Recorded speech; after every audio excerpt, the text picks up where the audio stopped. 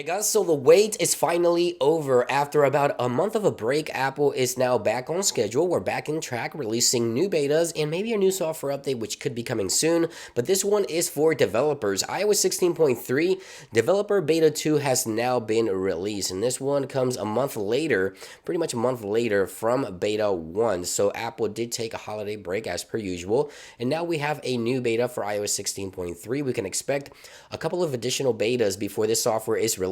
Every 2 weeks or maybe every week from here on out, we'll see another beta until the software is officially released. Now, we'll talk about what's new with the latest beta, what to expect with iOS 16.3, expected release dates, and much more. So let's just get right into this video. Now, as always, if you would like to stay up to date with the latest iOS news and Apple software updates, of course, don't forget to subscribe and make sure you turn on those notifications so that you don't miss another episode. Now, before we get to iOS 16.3 Developer Beta 2, Apple has also updated other platforms as well. So iPadOS 16.3 Beta 2 is available for the iPad. Of course, macOS 13.2 Beta 2 is now available for the Mac. watchOS 9.3 Beta 2 is available for the Apple Watch. And of course, tvOS 16.3 Developer Beta 2 is available for the Apple TV as well. Now, iOS 16.3 is expected to be released to the general public late February, maybe beginning of March. So we have about a month to 2 months of still beta testing for this software. So we can expect maybe 3, maybe even 4 betas, additional betas from beta 2 to maybe all the way up to beta 5, and then a release candidate before the software is officially released to the public. If we go into settings in general and about and take a look at the latest build number, there it is. 16.3 beta 2 latest build number is 20D5035I.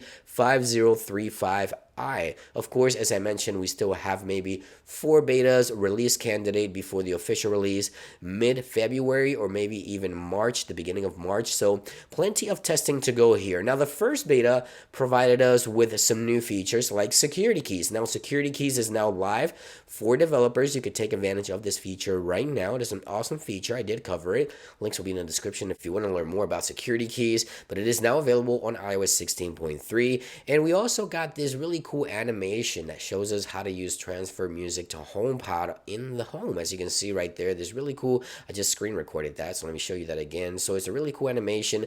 When you bring your iPhone close to the HomePod, it shows you how to transfer music that you're listening to on your iPhone over to your HomePod in your home. And now, new features that we're expecting with iOS 16.3 is Apple Pay Later and an Apple Pay savings account for your iPhone on your Apple account for the wallet of your iPhone. So we still don't have these features on iOS 16.3, but Apple is slated to be dropping these features before the official release. So Apple Pay Later is something that we're looking forward to.